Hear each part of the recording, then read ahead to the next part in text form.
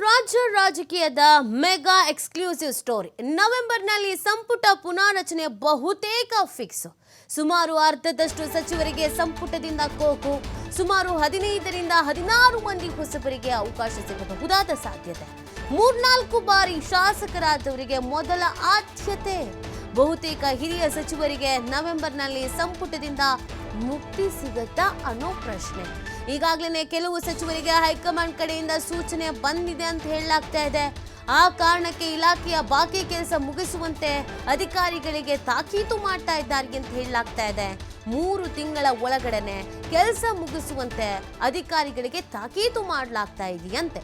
2 ತಿಂಗಳ ಹಿಂದೆನೆ ಸಂಪುಟ ಪುನರಚನೆಗೆ ಸೂಚಿಸಿದ್ದ ಹೈಕಮಾಂಡ್, ಆದರೆ ಸಂಪುಟ ಪುನರಚನೆಗೆ ಕೈ ಹಾಕೋದಕ್ಕೆ ಹಿಂದೇಟ್ ಹಾಕ್ಬಿಟ್ಟಿದ್ರು ಸಿಎಂ. ಇದೀಗ 30 ತಿಂಗಳ ಅವಧಿ ಮುಗಿಯೋ ಒಳಗೆ ಸಂಪುಟ ಪುನಾರಚನೆ ಮಾಡಲಾಗುತ್ತಾ ಅನ್ನೋದು ಪ್ರಶ್ನೆ. ನೋಡಿ, ನವೆಂಬರ್ನಲ್ಲಿ ಸಂಪುಟ ಪುನಾರಚನೆಯ ವಿಚಾರ ಕೆಲವರಿಗೆ ಕೋಕು ಕೊಡಲಾಗತ್ತೆ ಅಂತ ಹೇಳಲಾಗ್ತಾ ಇದೆ.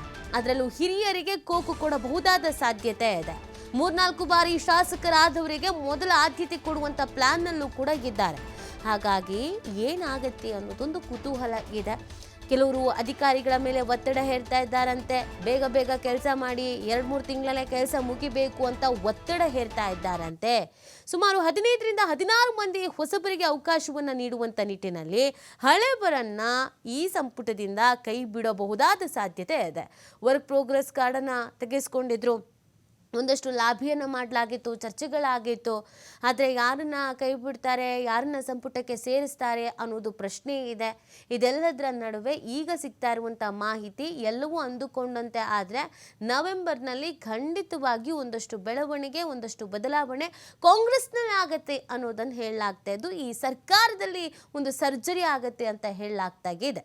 ನವೆಂಬರ್ನಲ್ಲಿ ಸಂಪುಟ ಪುನರಚನೆ ಬಹುತೇಕವಾಗಿ ಫಿಕ್ಸು. ನವೆಂಬರ್ನಲ್ಲಿ ಮುಹೂರ್ತ ಫಿಕ್ಸ್ ಮಾಡ್ಕೊಂಡು ಅಂತ ಹೇಳ್ತಾ ಇದ್ದಾರೆ. ಹಾಗಿದ್ರೆ ಯಾರ್ಯಾರನ್ನ ಸಂಪುಟದಿಂದ ಹೊರ ಕಳಿಸ್ತಾರೆ, ಅವ್ರಗಳ ಕತೆಗೇನು? ಈಗ ಆಲ್ರೆಡಿ ಅವರಿಗೆ ಪುಕ ಶುರುವಾಗಿದೆಯಾ, ಢವ ಅನ್ನಿಸ್ತಾ ಇದೆಯಾ, ಎಲ್ಲಾದರೂ ನಮ್ಮನ್ನ ಹೊರಗಡೆ ಕಳಿಸಿಬಿಡ್ತಾರೆ ಅನ್ನುವಂಥ ಆತಂಕದಲ್ಲಿದ್ದಾರ ಪ್ರಶ್ನೆ ಇದೆ. ಈ ಬಗ್ಗೆ ಮತ್ತಷ್ಟು ಮಾಹಿತಿ ನೀಡ್ತಾರೆ ನಮ್ಮ ಪ್ರತಿನಿಧಿ ಶಿವು. ಸೆಪ್ಟೆಂಬರ್ ಕ್ರಾಂತಿ ಅಂತೆಲ್ಲ ಹೇಳ್ತಾ ಇದ್ರು. ಈಗ ನೋಡಿದ್ರೆ ನವೆಂಬರಲ್ಲೊಂದು ದೊಡ್ಡ ಬದಲಾವಣೆಯ ಬಿರುಗಾಳಿಗೆ ಏಳೋ ಸಾಧ್ಯತೆಗಳಿಗಿದೆ. ಸಂಪುಟ ಪುನಾರಚನೆ ನವೆಂಬರ್ನಲ್ಲಿ ಆಗುತ್ತಾ? ಮುಹೂರ್ತ ಏನಾದರೂ ಫಿಕ್ಸ್ ಮಾಡ್ಕೊಂಡಿದ್ದಾರಾ? ನೀತಿ ಹಿಂದೆ ಕಳೆದ 2 ತಿಂಗಳ ಹಿಂದೆ ಸಚಿವ ಸಂಪುಟ ಪುನಾರಚನೆಯನ್ನ ಮಾಡಬೇಕಾಗಿತ್ತು. ಸುಮಾರು 7-8 ಸಚಿವರನ್ನ ಕೈಬಿಟ್ಟು ಆ ಜಾಗಕ್ಕೆ ಹೊಸಬರಿಗೆ ಅವಕಾಶವನ್ನು ಮಾಡಿಕೊಡ್ತಾರೆ ಅನ್ನುವಂತಹ ಚರ್ಚೆಗಳು ಜೋರಾಗಿ ನಡೆದಿತ್ತು.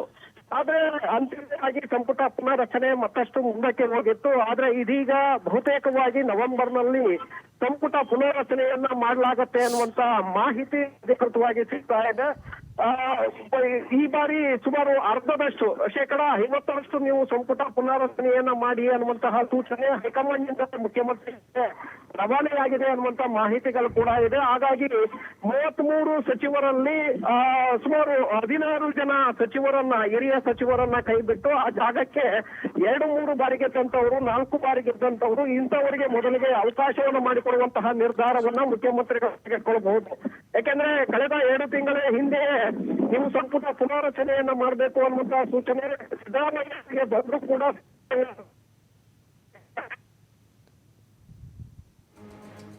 Thank you Shivu.